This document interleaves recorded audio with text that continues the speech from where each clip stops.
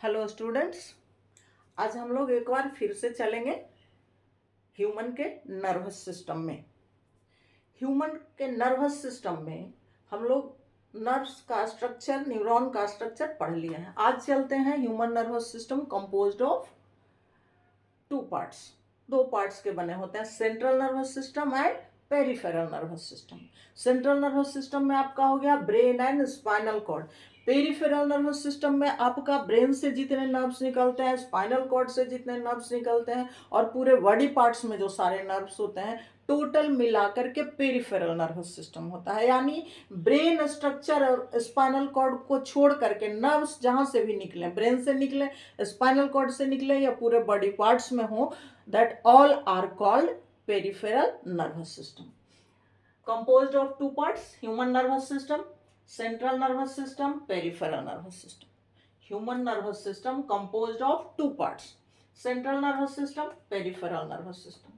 Peripheral nervous system is also of two types: somatic or voluntary nervous system और autonomic और involuntary nervous system. Somatic और voluntary nervous system हो गया आपका जो अकॉर्डिंग टू आवर विल, जो हमारी इच्छा के अनुसार काम करता है, जिस पे मेरा कंट्रोल होता है। लेकिन ऑटोनॉमिक या इनवॉलेंट्री सबको पता है कि इसमें वैसे नर्वस सिस्टम आ जाएंगे जो कि मेरी मर्जी से, आपकी मर्जी से काम नहीं करते हैं। तो ये हो गया ह्यूमन नर्वस सिस्टम का टाइप, सेंट्रल और पेरिफेरल। फिर पेरिफेरल भी दो तरह के हो गए, सोमैटिक और ऑटोनॉमिक, या वॉलेंट्री और इनवॉलेंट्री। अब हम लोग सेंट्रल नर्वस सिस्टम को छोड़ देते हैं। ब्रेन स्ट्रक्चर और स्पाइनल कॉर्ड का स्ट्रक्चर हम लोग बाद में पढ़ेंगे, पहले पेरिफेरल ये नर्व्स को पढ़ लेते हैं, यानी पेरिफेरल नर्वस सिस्टम को। अब इसको कैसे डिफाइन कर सकते हैं? Peripheral nervous system, the network of nerves that extend from central nervous system, brain or spinal cord to the rest of the body। कहता है कि पेरिफेरल नर्वस सिस्टम किसको कहेंगे? ये नर्व्स का एक नेटवर्क है, जाल बना हुआ है, जो कहां कहां से एक्सटेंड होता है, राइज होता है सेंट्रल नर्वस सिस्टम से, यानी ब्रेन से भी और स्पाइनल कॉर्ड से भी, दोनों जगह से जितने भी नर्व्स निकलते हैं। और क्या कहता है? To the rest of the body, और सारे पूरे बॉडी के नर्वस सिस्टम या नर्व्स के से मिलकर के ये पेरिफेरल नर्वस सिस्टम बनाते हैं। यानी एक बार फिर, पेरिफेरल नर्वस सिस्टम में वो सारे नर्व्स जो सेंट्रल नर्वस सिस्टम, ब्रेन और स्पाइनल कॉर्ड से निकलते हैं और रेस्ट ऑफ द बॉडी, और बाकी सारे कहाँ होते हैं? बॉडी पार्ट्स में होते हैं। टोटल मिला करके ये पेरिफेरल नर्वस सिस्टम हो गया हमारा।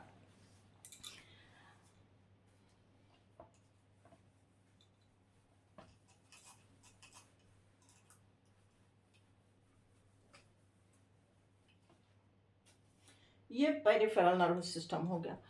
अब पेरिफेरल नर्वस सिस्टम भी 3 टाइप्स के हो जाएंगे। इसमें भी 3 तरह के नर्व्स इंक्लूड होते हैं। ऐसा क्यों? क्योंकि हम लोगों ने अभी देखा कि ये नेटवर्क ऑफ नर्व्स है पेरिफेरल नर्वस सिस्टम। बट कैसे नर्व्स का नेटवर्क है? जो ब्रेन से भी निकलता है, स्पाइनल कॉर्ड से भी निकलता है और पूरे बॉडी पार्ट्स में भी इमर्ज है। तो इसके अकॉर्डिंग वो कहाँ से, उनका वो कहाँ से इमर्ज हो रहा है, कहाँ से निकल रहे हैं, उसके अकॉर्डिंग, कहाँ से राइज हो रहे हैं, उसके according peripheral nervous system is of 3 types, 3 तरह के हो गए। अब कंफ्यूज नहीं होइएगा, पेरिफेरल नर्वस सिस्टम 2 तरह का हम लोगों ने पढ़ा, ठीक है? वॉलेंट्री, इनवॉलेंट्री, या सोमैटिक, ऑटोनॉमिक, वो भी आएगा। अब ये है कहाँ कहाँ से इमर्ज होता है, कहाँ कहाँ से निकलता है, उसके अकॉर्डिंग, वो था नेचर के अकॉर्डिंग कि उसका नेचर कैसा है, कौन वॉलेंट्री है, कौन इनवॉलेंट्री है। यहाँ है कौन कहाँ से निकलता है। तो ये हो गया cranial nerves, spinal nerves and visceral nerves. 3 types of nerves हो गए। चूंकि हम लोगों ने अभी डेफिनेशन में देखा कि सेंट्रल नर्वस सिस्टम से निकलते हैं, तो जो ब्रेन से निकलते हैं और स्पाइनल कॉर्ड से निकलते हैं वो क्रेनियल नर्व्स हो जाएंगे। क्रेनियम, ये बोन को, ये सॉरी, ब्रेन को प्रोटेक्ट करने वाला जो बोनी स्कल है, दैट इज क्रेनियम, और उसी से टर्म बनाया गया है क्रेनियल नर्व्स। तो याद रखिएगा, cranial nerves that emerge directly from the brain, जो ब्रेन से डायरेक्टली निकलते हैं वो सारे नर्व्स क्रेनियल नर्व्स में आ जाते हैं। सेंट्रल नर्वस सिस्टम में बस ब्रेन और स्पाइनल कॉर्ड ही है, बाकी नर्व्स सारे के सारे पेरिफेरल में आते हैं। ब्रेन स्ट्रक्चर, स्पाइनल कॉर्ड का स्ट्रक्चर वो सेंट्रल नर्वस सिस्टम में आ गया, उसका फंक्शन सेंट्रल नर्वस सिस्टम में आ गया, और उसके बाद वहां से जितने भी नर्व्स निकले वो जो भी आगे चल के फंक्शन करेंगे वो पेरिफेरल नर्वस सिस्टम में आ गया। तो क्रेनियल नर्व्स हो गए that emerge directly from the brain, वो डायरेक्ट ब्रेन से जितने भी नर्व्स निकलते हैं दैट्स कॉल्ड क्रेनियल नर्व्स। अब ब्रेन से कितने नर्व्स निकलते हैं? 12 पेयर्स, 12 जोड़े नर्व्स ब्रेन से निकलते हैं, और ये सारे हो गए क्रेनियल नर्व्स। अब आ जाइए spinal nerves. 31 pairs of spinal nerves that emerges from the spinal cord. Spinal cord से 31 पेयर्स, यानी 1 दूनी 62, 12 दूनी 24। तो इतने नर्व्स, क्रेनियल नर्व्स हो गए 12 पेयर्स और स्पाइनल नर्व्स हो गए 31 पेयर्स, यानी टोटल मिलाकर के आपको कितना हो गया? 314 43 पेयर्स ऑफ नर्व्स जो सेंट्रल नर्वस सिस्टम से निकलते हैं, ब्रेन और स्पाइनल कॉर्ड से, वो सारे क्या है? पेरिफेरल नर्वस सिस्टम बनाते हैं। लेकिन ब्रेन से निकले तो क्रेनियल नर्व हो गए, स्पाइनल कॉर्ड से निकले तो स्पाइनल नर्व हो गए। ये दो तरह के नर्व्स मिल गए पेरिफेरल में आपको। एक थर्ड टाइप का है विसरल नर्व्स। विसरल मीन्स होता है सॉफ्ट, मुलायम, और ये इंटरनल ऑर्गन को जोड़ने का काम करता है।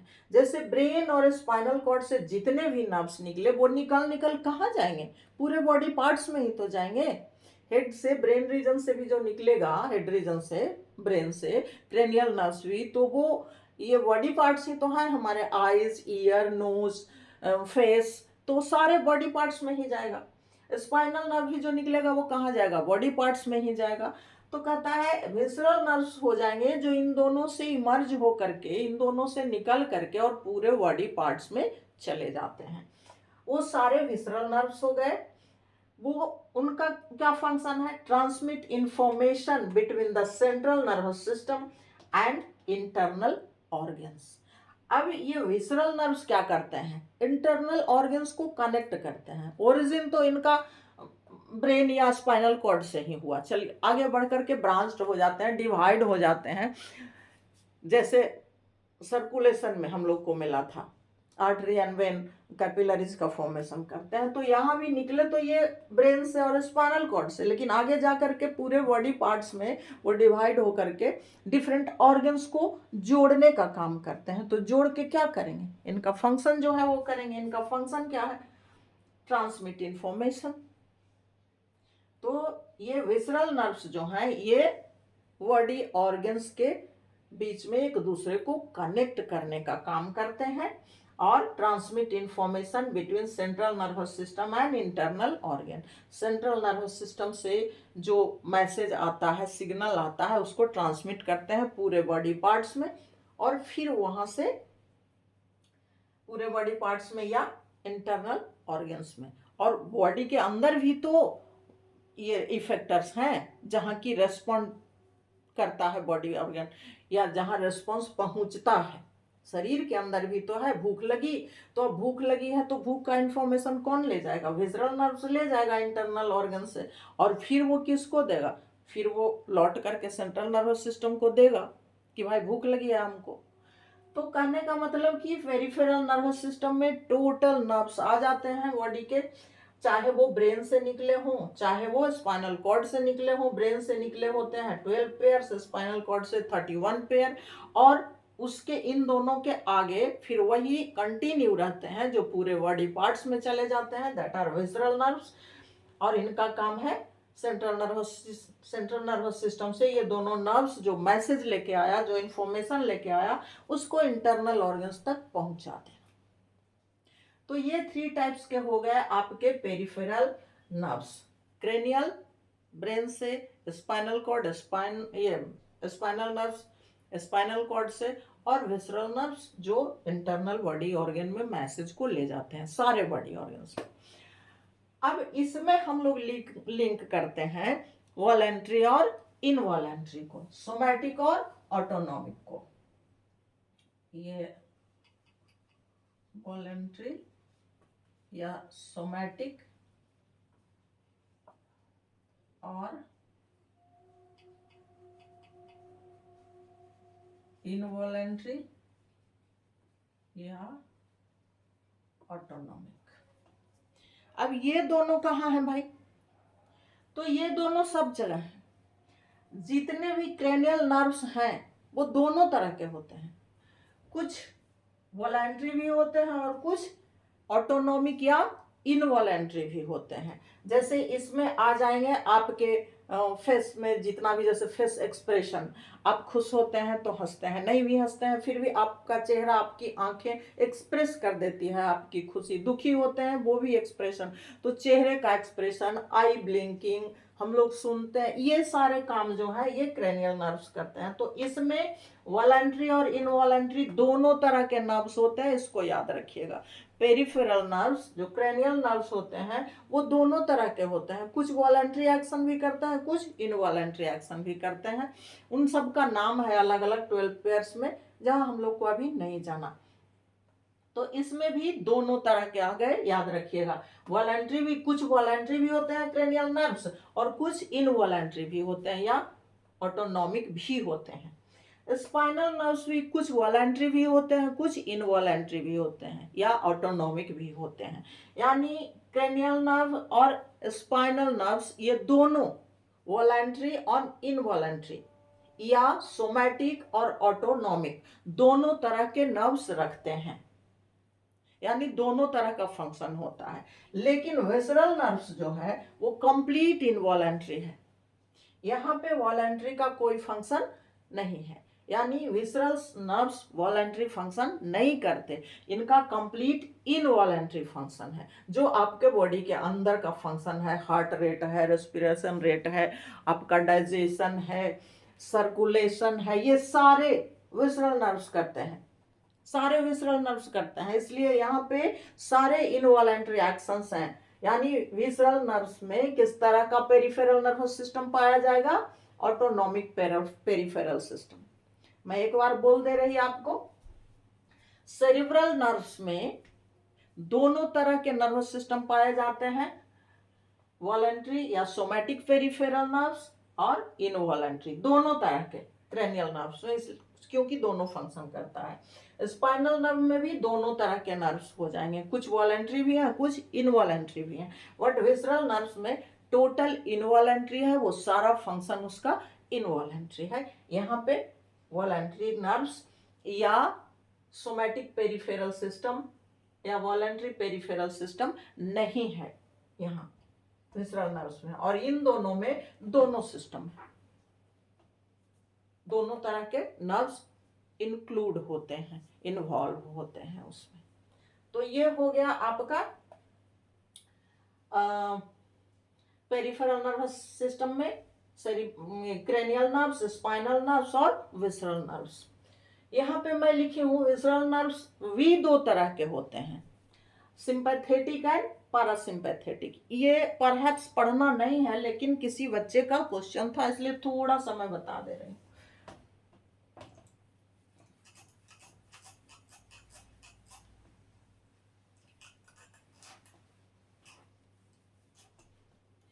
ये विसरल नर्व्स जो हमारे बॉडी के ऑर्गन हैं, ये भी फिर 2 पार्ट्स में डिवाइड हो जाते हैं।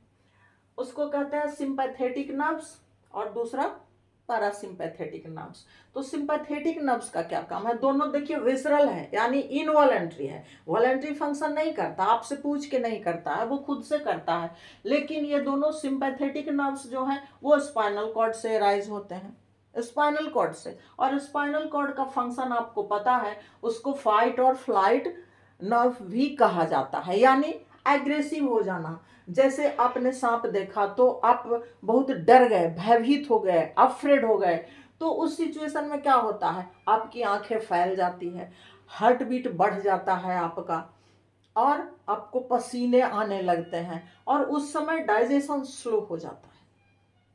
जब आप टेंशन में होते हैं या डरे हुए होते हैं या बहुत एक्साइटेड होते हैं, तो उस सिचुएशन में आपका हार्ट रेट बढ़ता है, आप हाँफने लगते हैं, आपको पसीने आने लगते हैं, आपकी आंखें फैल जाती है। तो वो फंक्शन है सिंपैथेटिक नर्व्स का। उस सिचुएशन में जो नर्व काम करता है दैट इज सिंपैथेटिक, और इसको फाइट और फ्लाइट नर्व भी कहते हैं, या इसका फंक्शन क्या है, फाइट और फ्लाइट। सांप देख के आप क्या करते हैं, आपको डर लगता है, आप बहुत डर जाते हैं, आप दौड़ के भागने लगते हैं, जिससे हार्ट रेट बढ़ जाता है।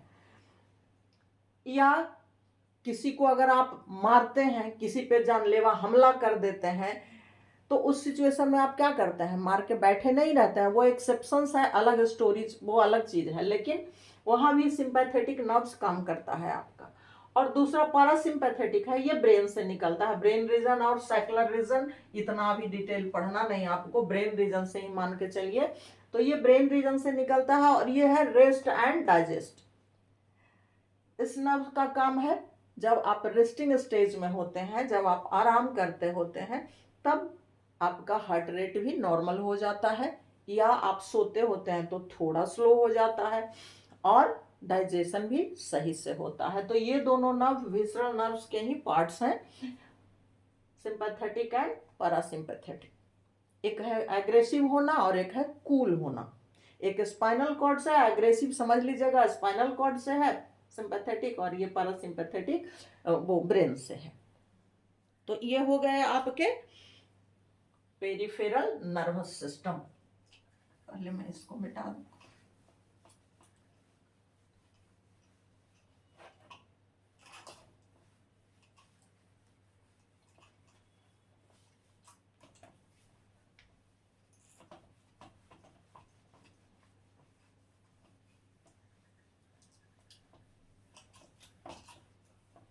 अब हम लोग थोड़ा सा रिफ्लेक्स एक्शन भी देख लेते हैं। Reflex action and reflex arc. Reflex action is involuntary rapid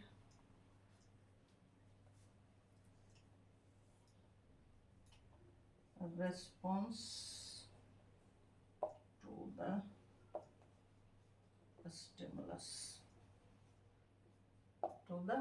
stimulus। और रिफ्लेक्स आर्क भी देख लेते हैं।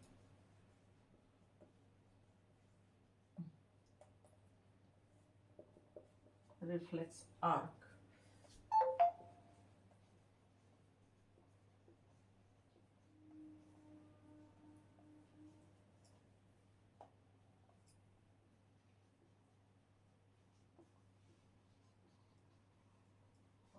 pathway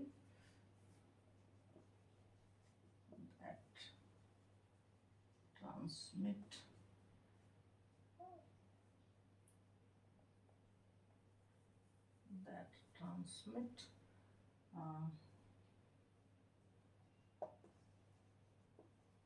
information during a reflex।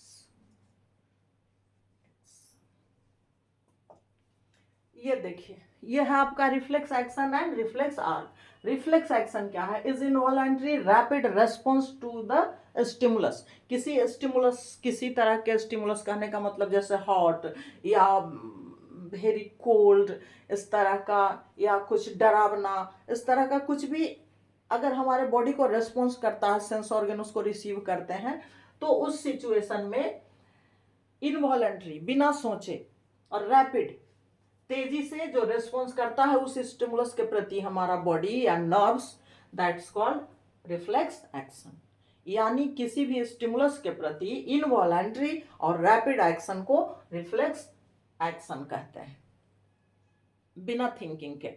इसमें कंसस की कोई जरूरत, कोई गुंजाइश नहीं होती सोचने की। सीधा भागो, सीधा जल रहा है हाथ हटाओ, सीधा पैर जल रहा है चप्पल जूता पहनो, घास पे चले जाओ। तो ये है रिफ्लेक्स एक्शन। अब रिफ्लेक्स आर्क क्या हो गया, reflex arc the specific neural pathway that transmit information during a reflex action. ये स्पेसिफिक न्यूरल पाथवे है ना, रिफ्लेक्स एक्शन को जाने के लिए एक स्पेशल पाथवे है, रास्ता है, जिस रास्ते से होके रिफ्लेक्स एक्शन गुजरता है, that is reflex arc. The specific neural pathway that transmit information during a reflex action. ये स्पेशल न्यूरल यानी नर्व्स का रास्ता बना हुआ है जिसके द्वारा इंफॉर्मेशन जाते हैं, कब?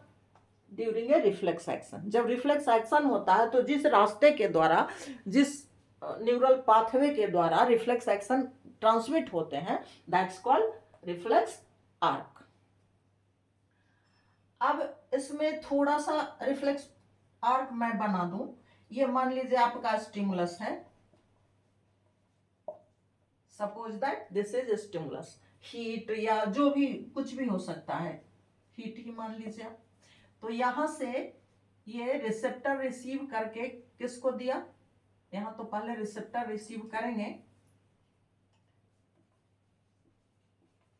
रिसेप्टर ये किसको दिया? Sensory nerve. ये किसको दिया?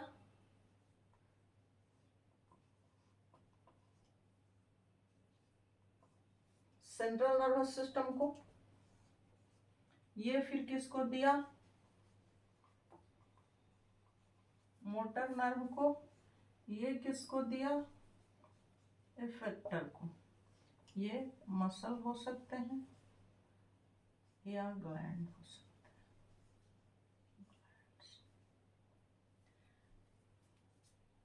अब देखिए ये आपका रिफ्लेक्स आर्क है।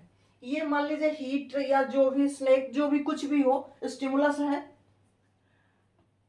इसको रिसेप्टर, सेंस ऑर्गन का रिसेप्टर रिसीव किया, रिसीव करने के बाद सेंसरी ऑर्गन को, सेंसरी नर्व को दे दिया, सेंसरी नर्व उसको सेंट्रल नर्वस सिस्टम में लेके चले गए। यहाँ पे रिले न्यूरॉन्स काम करेंगे आपस में एक दूसरे में।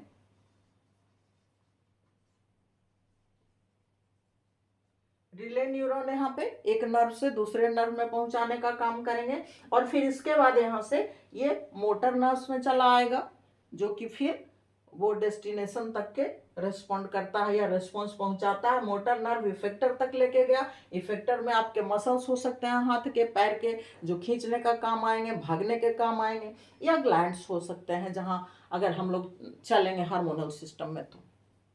तो यही पाथवे है, यही है आपका रिफ्लेक्स आर्क। ये है आपका रिफ्लेक्स आर्क।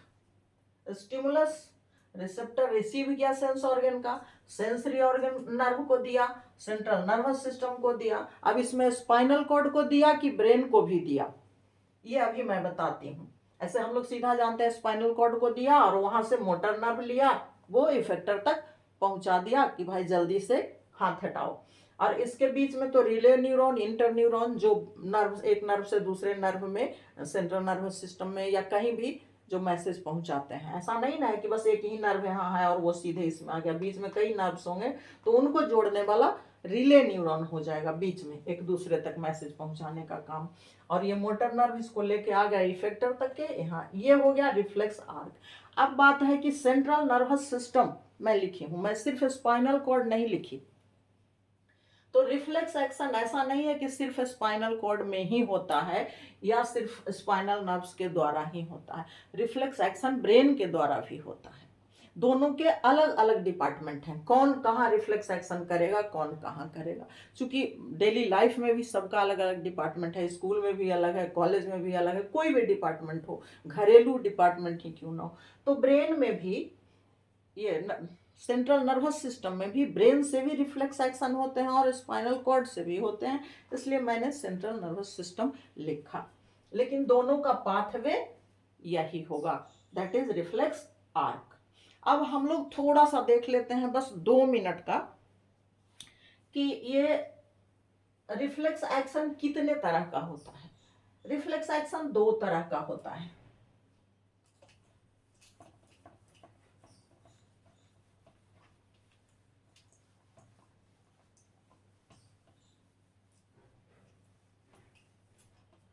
रिफ्लेक्स एक्शन भी हो गया आपका 2 तरह का। एक हो गया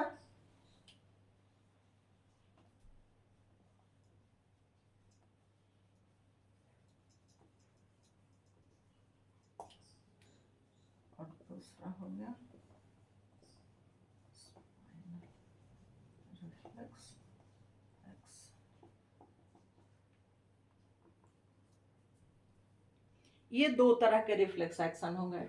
ये जो ब्रेन के द्वारा होता है तो सेरिब्रल रिफ्लेक्स एक्शन हो गया, और ये स्पाइनल कॉर्ड के द्वारा होता है तो वो स्पाइनल रिफ्लेक्स एक्शन हो गया। इसलिए सेंट्रल नर्वस सिस्टम, चूंकि दोनों इन्वॉल्व हो गए ना। अब सेरिब्रल रिफ्लेक्स एक्शन कहाँ होता है ये हम लोग को पता है। सेरिब्रल रिफ्लेक्स एक्शन, चूंकि ये क्रेनियल नर्व्स जो हैं वो डायरेक्ट ब्रेन से कनेक्ट होते हैं हेड रीजन से। तो हेड रीजन में जैसे आपका आई ब्लिंकिंग हो गया, या आपके फेस का एक्सप्रेशन हुआ, खुशी गम कुछ भी, तो ये सारे आ जाएंगे सेरिब्रल रिफ्लेक्स एक्शन में। आप कुछ चीज देखकर खुश होते हैं तो सोचते नहीं बल्कि खुश हो जाते हैं, आपका फेस एक्सप्रेशन दिख जाता है कि आप खुश हैं। दुखी हो जाता है, अचानक आप दुखी होते, सोच के दुखी नहीं होते आप। तो ये सारे, या धूप में ये पुपिल साइज क्या होता है, स्मॉल हो जाता है ना, सिकुड़ जाता है। तो ये सारे सेरिब्रल रिफ्लेक्स एक्शन में आएंगे। और उसके अलावा बाकी हाथ पैर या भागना, सांप देख करके, बाघ देख करके, तो इस तरह का रिफ्लेक्स एक्शन जो है वो स्पाइनल कॉर्ड से आएगा। तो इसलिए रिफ्लेक्स एक्शन भी हो गए दो तरह के, cerebral reflex action and spinal reflex action. इसको ब्रेन कंट्रोल करता है, या ब्रेन के द्वारा या सेरिब्रल नर्व्स के द्वारा जब होता है, और ये स्पाइनल नर्व्स के द्वारा। दोनों के रिफ्लेक्स आर्क यही रहेंगे, पाथवे यही रहेगा। सेंट्रल नर्वस सिस्टम है यहाँ, रिसेप्टर इफेक्टर यहाँ, स्टिमुलस। तो ये हो गया आपका ह्यूमन नर्वस सिस्टम का पेरिफेरल नर्वस सिस्टम। नेक्स्ट में हम लोग चलेंगे सेंट्रल नर्वस सिस्टम में। Okay, thanks.